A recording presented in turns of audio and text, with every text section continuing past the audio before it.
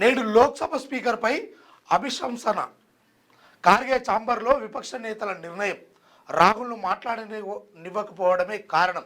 100 మంది ఎంపీల సంతకాల తర్వాత పార్లమెంట్లో తీర్మానం పెట్టే అవకాశం ఉందని ఒక వార్త తీసుకొచ్చింది.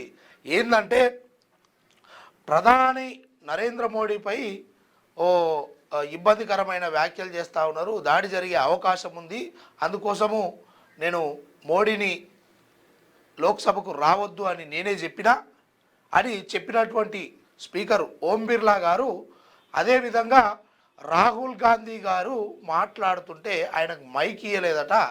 ఆ మైకుకు సంబంధించినటువంటి విషయంలో మీరు ఇరు పార్టీలను సమాంతరంగా చూడాలి, కానీ ఇట్లా మా పైన కక్షపూరితంగా ఇట్లా మైక్ కట్ చేయడము, మైక్ ఇవ్వకపోవడము మీ ఎంపీలందరికీ ఇస్తారు కానీ మా వాళ్ళకి ఇస్తారని, అందులో మెయిన్గా మా ప్రధాన నాయకుడు మా రాహుల్ గాంధీకి ఇవ్వకపోవడం వల్ల ఇదంతా చర్చ జరుగుతుందని, ఇక ఎట్లయినా అవిశ్వాస తీర్మానం పెట్టాలి అని అనుకుంటుర్రు. అందులో భాగంగా ఖర్గే నివాసంలో కలిసి వాళ్ళందరూ చర్చించుకుర్రు, పెట్టాలా వద్దా అనేది ఇంకా ఏదైతే కొలిక్కి రాలేదు. ఇక చూసుకుందాం.